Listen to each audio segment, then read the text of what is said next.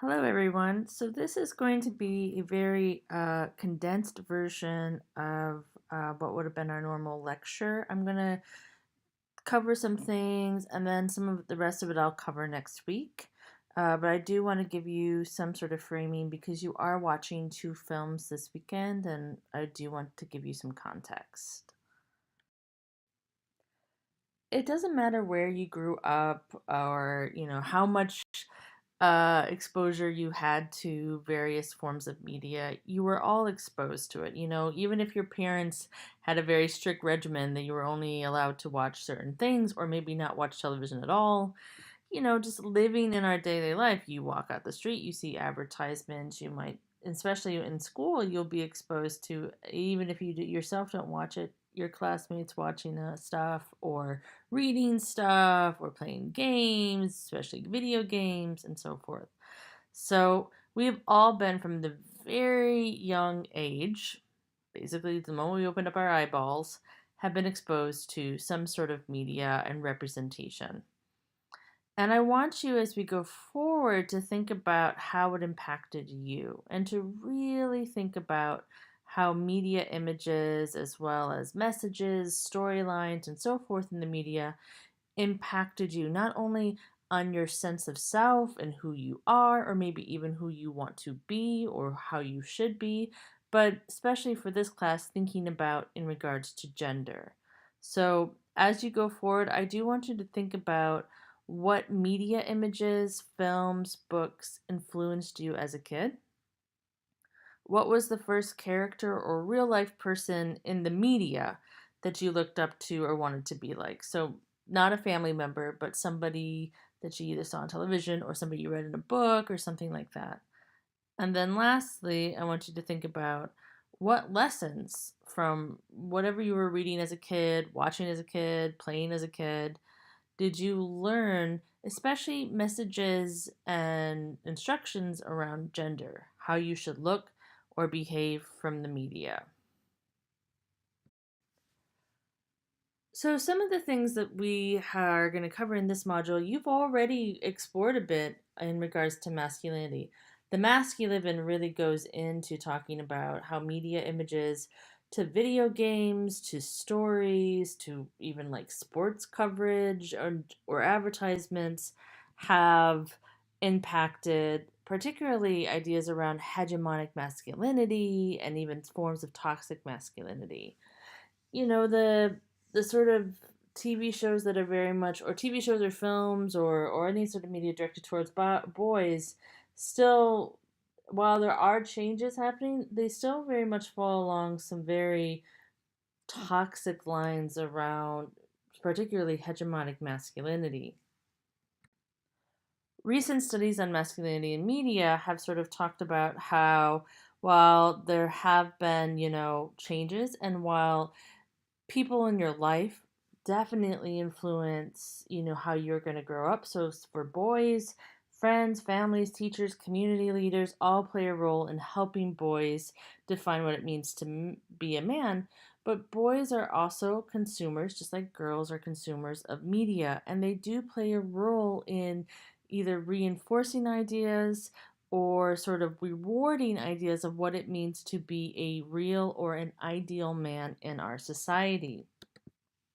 So a really great report on this that lines up nicely to the masculine is called "Boys to Men: Media Messages Around Masculinity," and no surprise, it's again just confirming what the masculine talked about in regards that, even though there are changes and there have been changes in regards to media, television shows, films, music, video games, and so forth, most of the media representation around men still fall along these lines. One is that the majority of the male characters are heterosexual and very much not only just heterosexual, that they're sexually attracted to women, but they are also aggressively attracted towards women and on the prowl and always sort of trying to get a girl.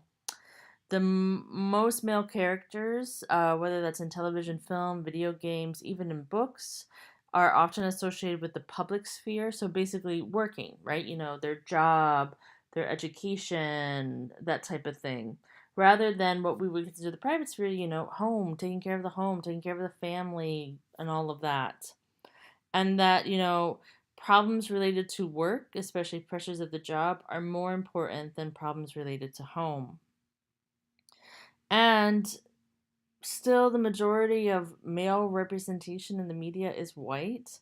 For non white male characters, they very much, you have this issue of reinforcing these masculine ideas as well as reinforcing racial stereotypes, where they're going to have a lot of non white male characters or storylines talk about how they have more personal problems or physical aggression or violence to solve these problems. So again, reinforcing both hegemonic masculinity as well as racist stereotypes around men of color. More recently, a study found similar patterns in how male characters were portrayed, particularly in children's television, which makes the most impact. I mean, some of your core ideas of who you are formed in childhood. And no surprise, a lot of the even television shows directed to kids fall along the same patterns for, adult centered media, such as that again, that like majority of the male characters are heterosexual. They're either a loner or a leader, kind of off on their own. While the girls in these sort of television shows are always shown as depending on boys or needing boys to help them, and are way more interested in romance than the boys are. A really interesting study is that while I would say that you can argue that media impacts boys and girls very much so, particularly forming their core ideas around gender and so forth. In fact, girls do have a little bit more, I guess, flexibility in the sense that they have a little bit ability to pick and choose a bit more. They don't really sort of take everything to heart. But for boys, what they're noticing in these studies, very much assimilate it, take the story in further, and really see themselves as those characters, or as they should be. As the authors of this study showed, that boys dream themselves into the position of their heroes and experience a story similar to the one in the television show or film, meaning that they really do put themselves into it. So it even has in some ways, you can argue, a deeper impact onto boys. Media has a deeper impact onto boys than it does to girls. For this week, for this module, we are focusing on looking at media's impact, particularly as it affects women. And what's really important as we go forward is to really look at media critically. And critically, again, doesn't necessarily mean bad, but really sort of looking at representation, who's represented, what messages are being said, and also who has the power to tell these stories. So, of course, we're going to be looking at images that very overtly sexualize women, but we're also looking at images that may not, from the first hand, think like, oh, is this a sexualized portrayal of women? Because we've kind of normalized it to the point that we don't even notice that this image right here is actually of a 9-year-old girl, which was a very controversial ad that happened. We're going to talk more about this further on. So, what I'm encouraging you to do in this module, and will help you on the next assignment, the next big one, is to grow your literacy in media, being critically literate. So that means, when you're looking at a television show or even an advertisement or a video game or music lyrics or whatever, is to think about something that we've already talked about, which is the social positioning of the author or the creator, right? Where are they coming from? How are they seeing a situation? What are they writing to? And so forth. Very importantly, who's the audience? What messages are they trying to direct to? Who are they trying to speak to? What voices are being represented? As you will see, while there might be more and more female characters being shown in TV shows or films or so forth, it's also very limited in some ways about diversity. How many diverse voices are being represented. Very important what voices are being left out, as you will see. And what are the messages that are being put in there? Both the sort of explicit or something that's like, okay, that's a straightforward message, anybody could get it, as well as kind of hidden or underlying messages, what we would call implicit messages. And with that, then, both of these make an impact, both sort of the more obvious ones and the not so obvious ones, and what meanings or implied or inferred to them.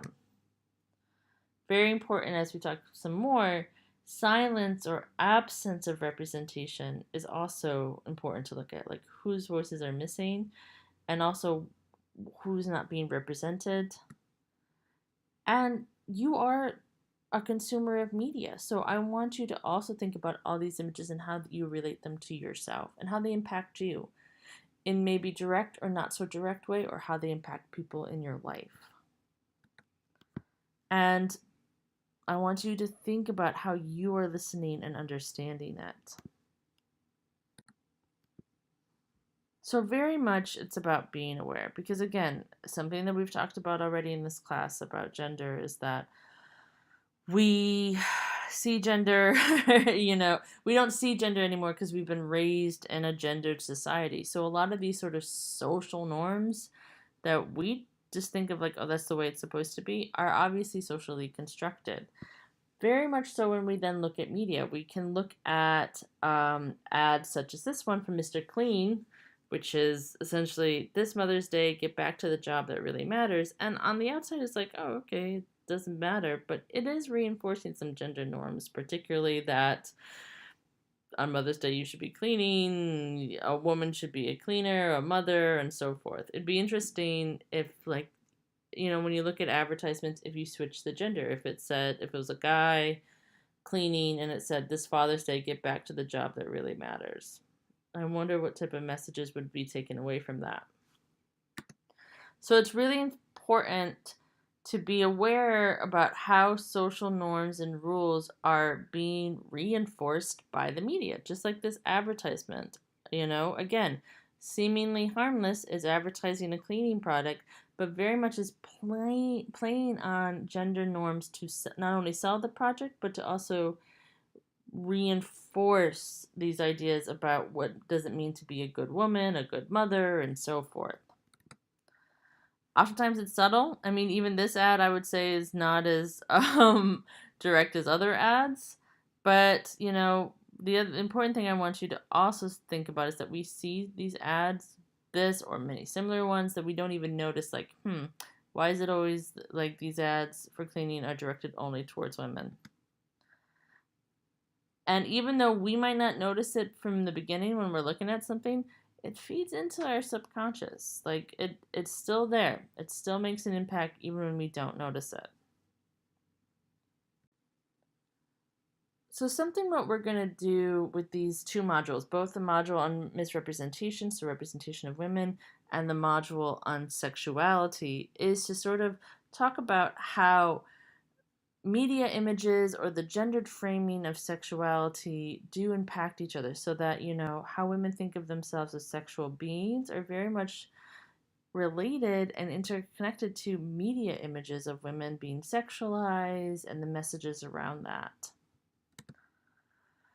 I really love this quote by Jessica Valentini where she writes, "What's the difference between venerating women for being fuckable and putting them on a purity pedestal? In both cases, women's worth is contingent upon their ability to please men and to shape their sexual identities around what men want." And this is very important, and something we're going to dive in a little bit further, is around the fact that so much of female sexuality, at least how it's described and sort of reinforced and taught in our culture, is not really about servicing women, for their own sexual satisfactions or needs, but to satisfy men.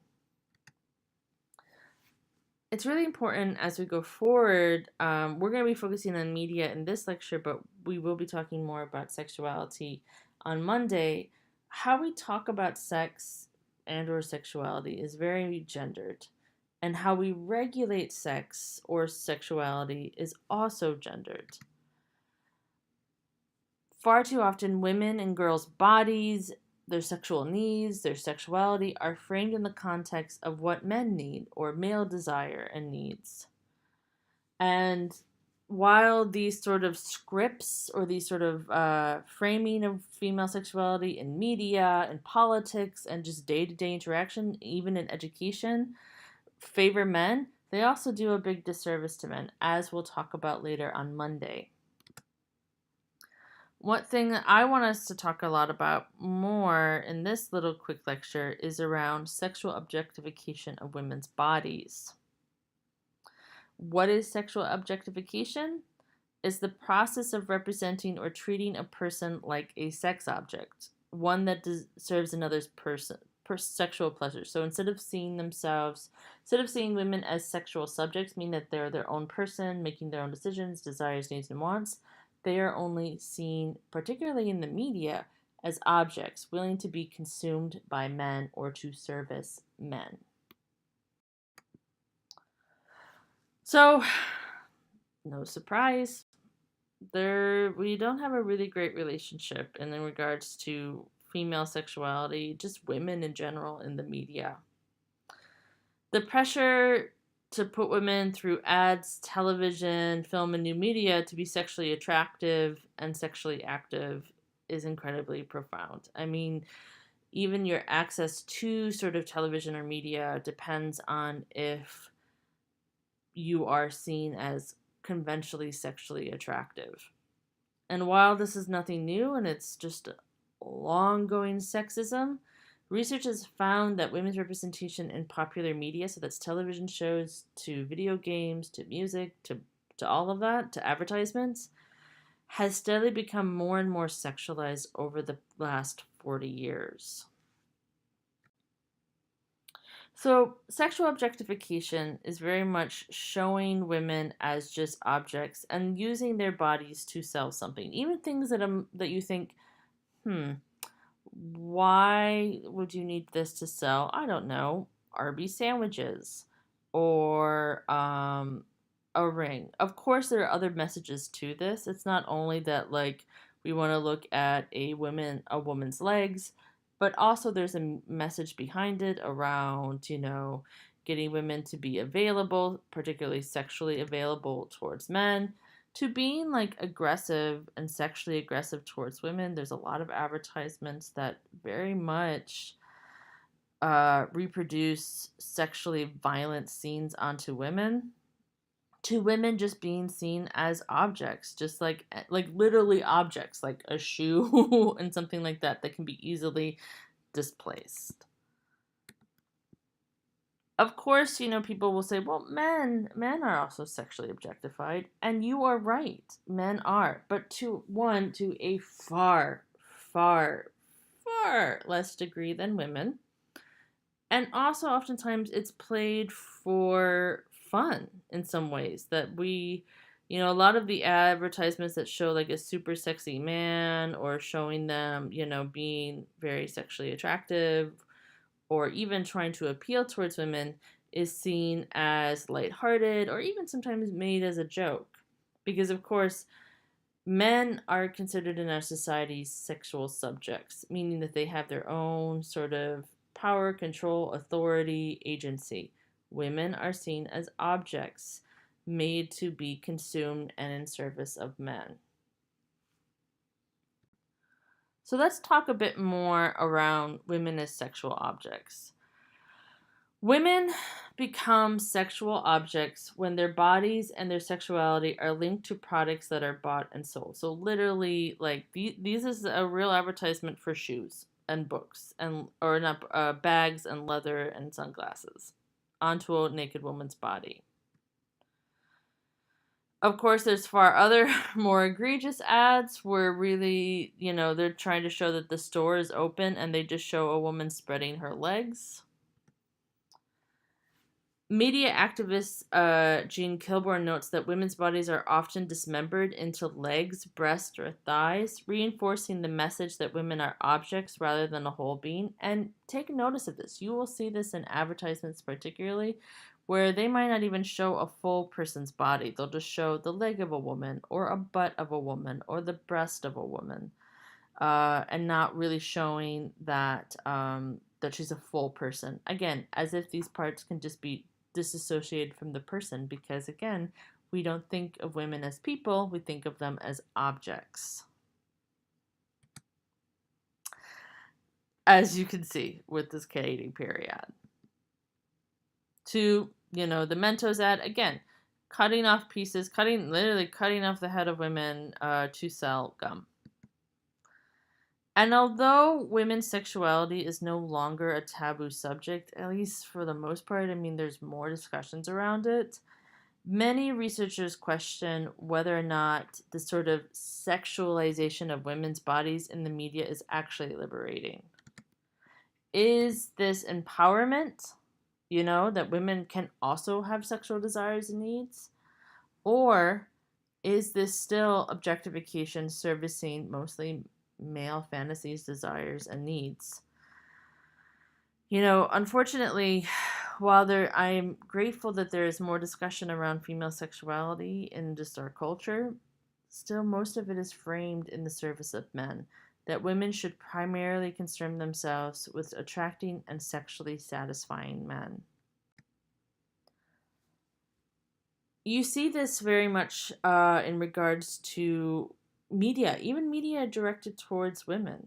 Cosmopolitan, which is considered a women's magazine, has pretty much every issue has one, how you can, be the best lover for your man. It's always for men, so, how to please your husband, how to please your boyfriend, how to have so much amazing sex that they will propose to you, and so forth.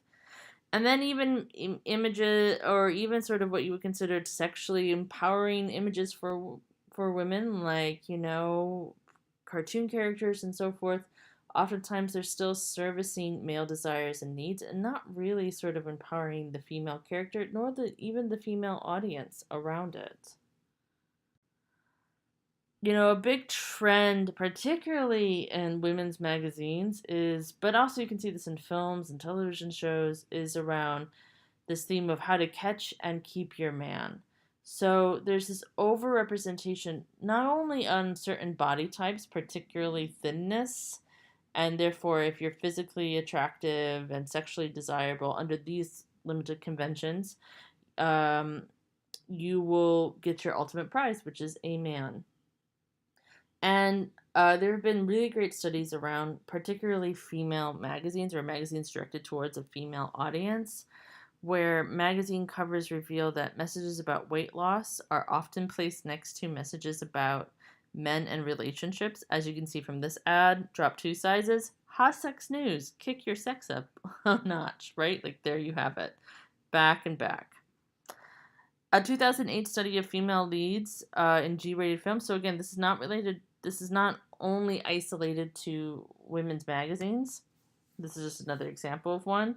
Has found that pretty much all the sort of female G-rated films, so films really much directed towards young girls, most of the female characters, nearly all were valued primarily for their appearance, meaning that they were attractive, and most of their characters were focused on primarily winning the love of a male character. I think about Disney, and these are actually, I really like these images. Basically, these are classic Disney films, and they've changed the title to sort of talk about what are the underlying messages of these films, such as with The Little Mermaid, a classic Disney film where a 16-year-old girl gives up her voice so that she could be with her boyfriend, right? That's not great. Or the Beauty and the Beast, again, another classic Disney romance where, again, a young woman is trapped in a castle and has to live there, but then she falls in love with her captor, right? Or Cinderella, which again, classic fairy tale and story, which is all centers around that the minute that she becomes quote unquote beautiful in the sense of wearing a very fancy dress and so forth, then her life becomes successful. And again, I'm not trying to be cynical. I loved these shows as kids, I loved fairy tales, but there are gendered messages happening in them that we should be aware of.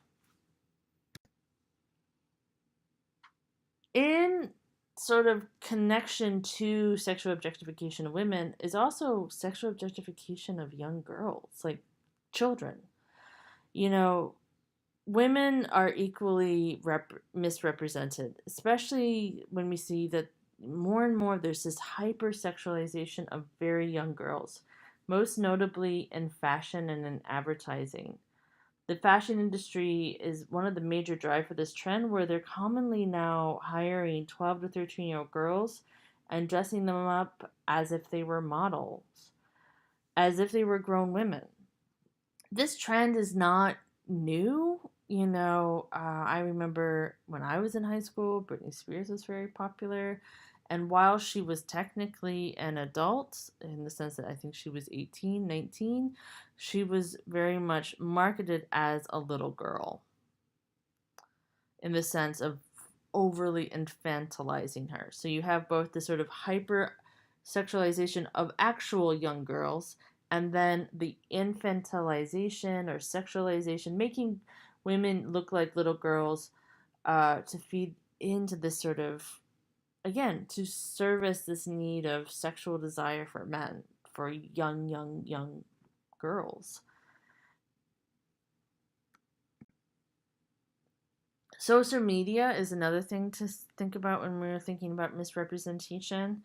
We have long understood, of course, that movies, magazines, and television damage young girls' bodies images by enforcing a lot of things, whether that's thinness or even whiteness or other sort of things. But recent studies have really looked at how social media has really impacted young girls, particularly like Instagram and Facebook and Snapchat. And there has been this significant rise of depression and suicide among young people. And many people think that they're looking at the research now, seeing a correlation between these high rates of depression and dissatisfaction with social media consumption. Girls use media more than boys, and their mental health really does suffer from it. Girls are more likely to make comparisons between themselves and other women and girls that they see, even if those images are heavily photoshopped.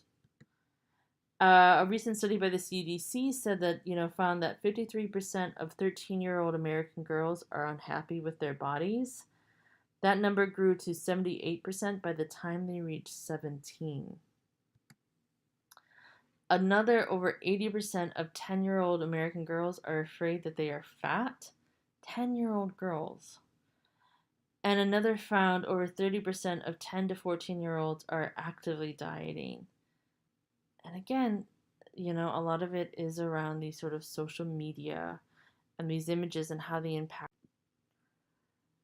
So as I've noted, violence and sexuality very much in the media have these sort of gendered implications where you have so many media images of where grown women, adult women are infantilized, so made to be seen like childlike, innocent, and vulnerable. So either dressing up female characters or posing them in ways that make them available or ready to be consumed. And showing women in these vulnerable positions is often linked to sort of reinforcing these ideas around women being not only sexual objects, but also vulnerable and ready for violence. And this gets into something that we'll talk a little bit later around how women's consent, particularly in the media and so forth, is either not presently shown or seen as negotiable. Like if you have enough money, a no becomes a yes from a woman. Or if you try this new body spray, she'll immediately become instantly attracted to you, right? As if, her opinion and desires or wants aren't needed. You just need to do these a couple things or buy these certain things, and you'll get her to do whatever you want her to do. Media images and representation is one thing, and of course we're going to talk more about it, but it's also important to think about what's going on behind the camera, or behind the music, or behind the video game development, in the sense of who's in the room creating this stuff, who has access to becoming a director, a producer, a writer, and then not only have access to it, but to get their stuff out to the wide public. And we still have a significant media gender gap where men mostly dominate US media. Men receive 60% of byline and other credits in print, internet, TV, wire news, etc. Women receive 38%, meaning that there are more male directors, producers, writers, artists, distributors, and so forth than there are female, and that then impacts what stories are being publicly available, and whether that's through film, video games, and etc. One thing that again, speaking to how we have normalized this, is the fact that even when there is more, like, let's say, female characters, they are also still very limited. So here in the US, we have a film rating system. You are very familiar with this, right? G-rated films, are often directed towards children. PG-13 means that, you should be 13 and over to see this. R is, and then there's like NC-17, all those sort of ratings. And it's a group of people deciding what level of appropriate viewership it should. Just recently, a couple years ago, Sweden and a couple other European countries created this, or have adopted this new measurement system, particularly in the sense of how it relates to women, or basically how female characters are represented in film, especially. And it's called the Bechdel test. And here's the thing. The Bechdel test, and it's a Bechdel rating, like you either pass it or you don't. Like, that's pretty much it. And then they put this onto their films, like, so you might have a G rating and you pass the Bechdel test, or you could have a G rating and you didn't pass it. What makes the Bechdel test so interesting is that it's so simple that you would think that every film should pass it, with flying colors, and most films don't. That's the sad part. So here's the test. So how to pass it? It's 3 points. You have to pass all 3.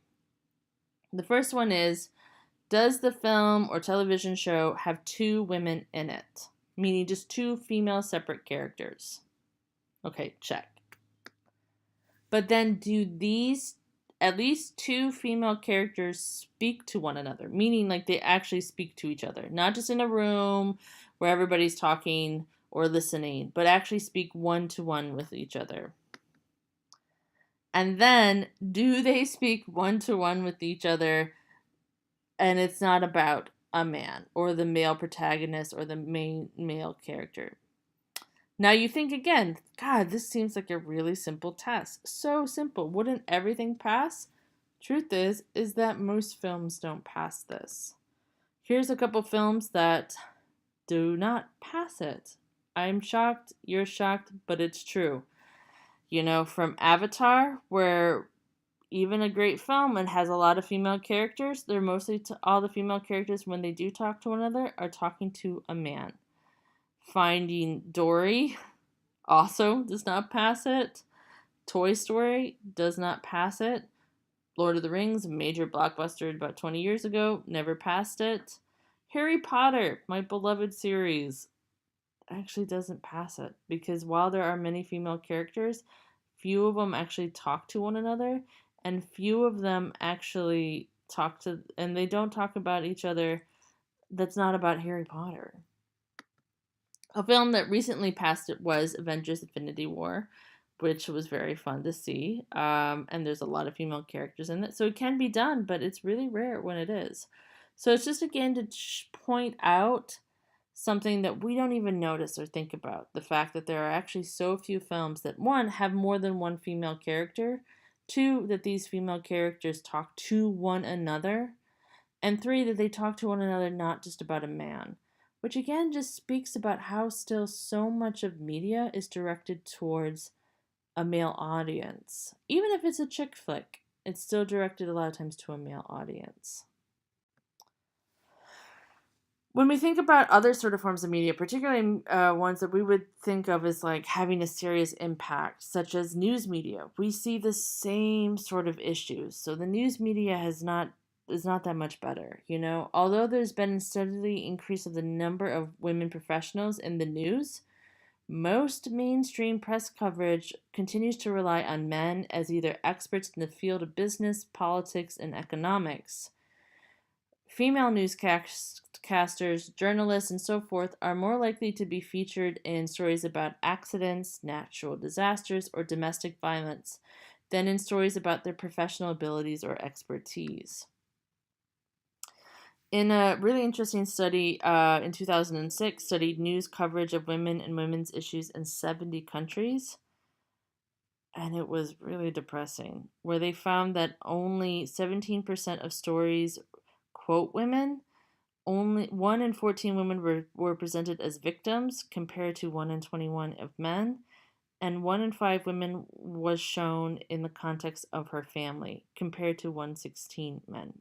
Meaning, again, not taking them as their profession. And as you see, you know, particularly in the news media landscape, men dominate. Men dominate in the evening broadcast, men dominate in the print, the internet, and the wires. Another way to think about it is also just sports coverage. You know, there has been more and more, it's gotten a little bit better in regards to, you know, major networks, you know, actually showing women's sports. But we do have a very sexist framing around sports. A really great study by Duncan and Messner studied sports coverage on 3 network affiliates in Los Angeles, so just 3 network shows. And they reported that only 9% of airtime was devoted to women's sports. 9%, in contrast to 88% devoted to male athletes. Female athletes fared even worse on ESPN's national sports shows like Sports Center, where they occupied only just 2% of airtime. Duncan also notes that the commenters, 97% of them were men, so again, the news media there is already dominated by men, used different language when they talked about female athletes, you know, where men were described as big, strong, brilliant, gutsy, aggressive. Women were often referred to as weary, fatigued, frustrated, panicked, vulnerable, and choking. Commentators also were twice as likely to call men by their last names, and 3 times are likely to call women by their first names only. So again, I think that's a sign of respect. Duncan argues that this reduces female athletes to the role of children. You know, when you don't call somebody by their last name or their full name, you're seeing them as almost infantile, while giving adult status to mostly white male athletes. And of course, female athletes are increasingly photographed in what Griffin calls hypersexualized poses. So when it was once enough to feminize women's athletes, now it's necessary to also sexualize them. So it's not only that you have to look girly, because God forbid you don't look girly while you play sports. At the same time, you'd also need to be a sexual object towards men. And instead of hearing, "I am a woman, hear me roar," we are hearing, "I am heterosexy, watch me strip." And there's no surprise then that you see half-naked women on Sports Illustrated. Incredible amounts of amazing female athletes, like the top of their field, having to wear sexy poses, right? To basically get their sports supported. So you're going to be watching 3 films. The first one is MissRepresentation, which is for this module. And everything that I've covered and more so will be in this film. I'm now going to talk about the assignment that will be coming up. So it's a three-parter in the sense that you're going to be watching 3 films and then writing an essay. So it's 15 points total, 600 words in total. You need to have a works cited, and it's due on the 5th. You must include at least 2 required class readings in your essay. You must include discussion argument points made in Misrepresentation, which is the film that you're going to be watching for this module, Orgasm Inc., and Sexy Life, which you're going to be watching for the next module. Very important, and please pay attention to this. This assignment is divided into 3 parts, but you write it all onto one Word document, meaning that I don't want 3 separate Word documents. I just want it all onto one. So for the first one, you're going to first watch Misrepresentation, which is on your canvas. Please watch the film and then answer these questions in a short essay. 200 words-ish approximately. You can always go over. You'll never get in trouble for going over. Answer these questions in a short essay. So again, you have to answer it in an essay, not in sort of like, question answer. The first one is, how is female representation in the media framed in the context of male desire and wants? What are the results of this framing? We've already talked a lot about it in this lecture right now, so this should be easy for you, and especially more so after you watch this film. 2, you can't be what you can't see. So this is a theme that's brought up a lot in Misrepresentation, so you'll understand the context after you watch the film. Answer then, in what ways do you agree or disagree with this statement? The next film you're going to be watching, which will be for the sexuality module, is Orgasm Inc. And after you've watched this, you're going to do the similar thing of answering these questions. 200 words-ish approximately. Again, you put it all onto one document. So after you've done Misrepresentation and you've answered those questions, save it, and then come back to it after you've watched Orgasm Inc. So first one is, how has female sexual dysfunction been made into a disease that must be cured? You'll understand this as you watch Orgasm Inc. What are the results of the medicalization of female sexual desire and pleasure? Does it ultimately help women? Again, we'll talk a little bit more of this on Monday, but you can start watching the film now. How is female sexual pleasure framed in the context of male sexual pleasure? And what are the results of this framing? We've already kind of talked a little bit about that today. We're going to talk more about that on Monday, but definitely the film will talk about it as well. And then lastly, you're watching it's just a very quick 10-minute TED Talk called The Sexy Life. That link is also in Canvas. You're going to watch that. So after you've watched Orgasm Inc., and now you've written everything on that same Word document, go watch The Sexy Lie. It's about 10 or so minutes long.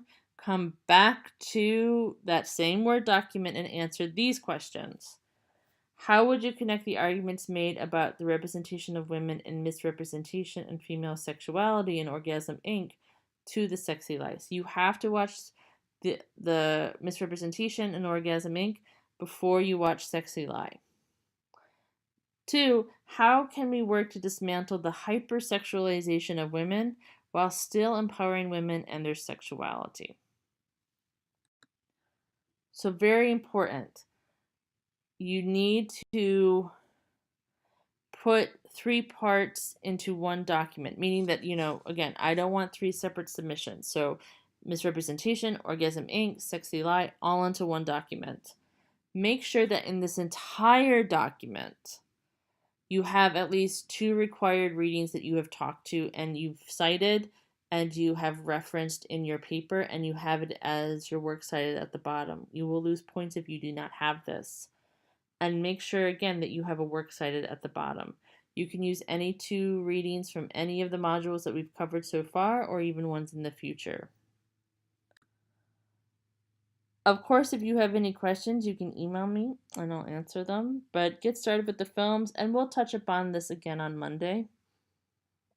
So go for it, and I will see you then.